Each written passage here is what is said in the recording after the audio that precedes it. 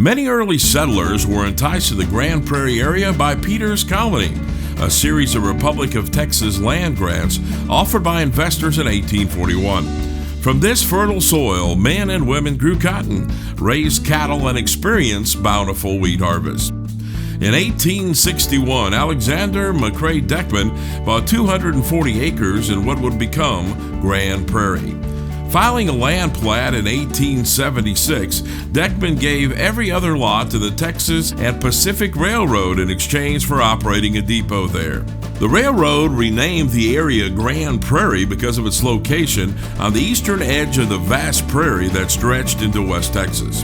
When the railroad was completed in 1876, the newly named village really started to flourish.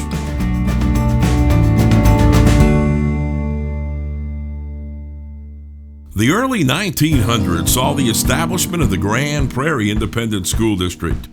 Growing neighborhoods and a need for public water system and regulations persuaded residents to push the community to incorporate as a city in 1909. For much of the 1910s through 1920s, town projects consisted mainly of water line and street paving. On August 31st, 1926, Grand Prairie celebrated the completion of one of the most extensive paving projects ever taken on by a city of its size. Just west of Grand Prairie, Dalworth Park was emerging as a utopia with modern conveniences.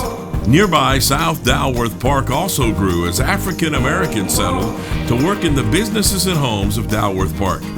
Dalworth existed as a separate city until its annexation into Grand Prairie in 1942.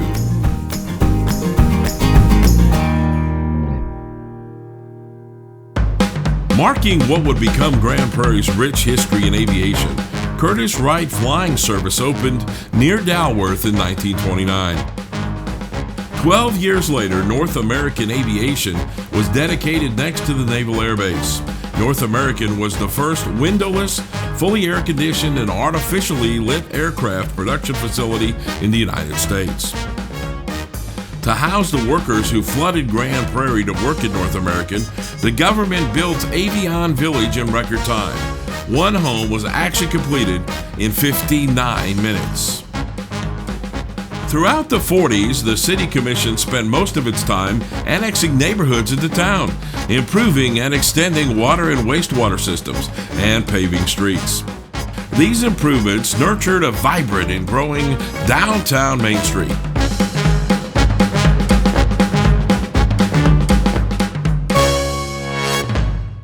One of downtown Grand Prairie's most notable landmarks arrived in 1950 when the Uptown Theater opened its doors. The Uptown was a first-run theater that had more than 1,000 seats. Much against common trends of this time period, the Uptown was unsegregated.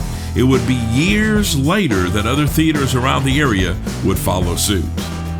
1962 marked the greatest single year on record in construction growth in Grand Prairie, with almost $12 million in building permits.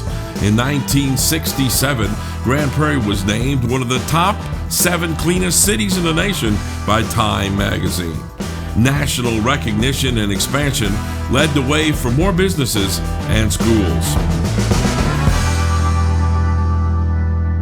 Heralded as one of the finest residential developments in Dallas County, Westchester celebrated its grand opening in 1985, and Lake Joe Pool was opened in 1989.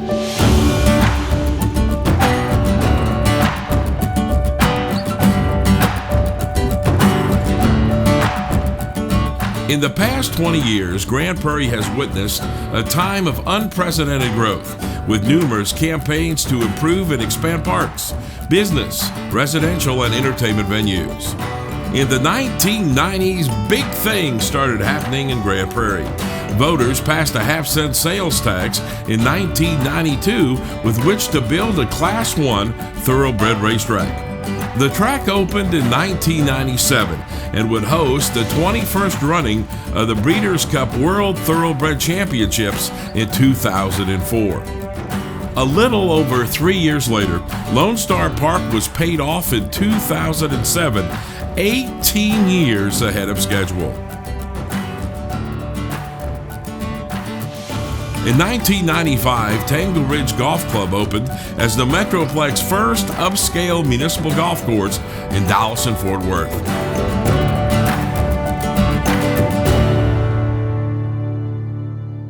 In 1999, voters overwhelmingly passed a perpetual quarter-cent sales tax dedicated to parks and recreation. This initiative ultimately funded more than 50 capital projects. These efforts put Parks and Recreation at the forefront of redefining a new Grand Prairie. Also helping redefine Grand Prairie were new additions to the city's entertainment district.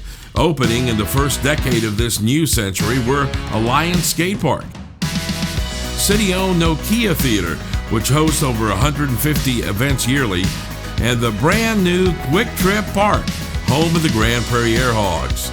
The minor league baseball team played their inaugural season in 2008, winning the American Association Southern Division Championship. Just one season under its belt and already yielding winning rewards.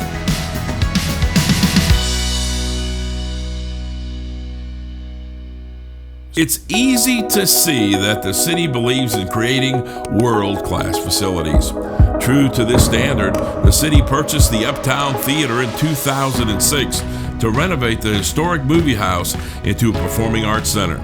Citizens and city council members alike were greatly excited as the Uptown reopened its doors on November 8th, 2008 to rave reviews.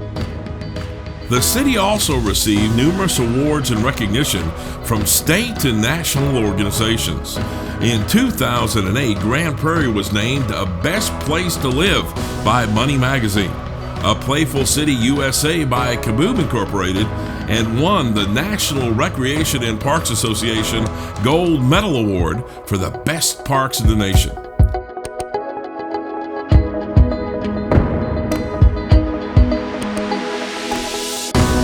From its early, humble, hard-working beginnings, through years of amazing growth, to a best place to live in the USA, Grand Prairie's future is truly grand.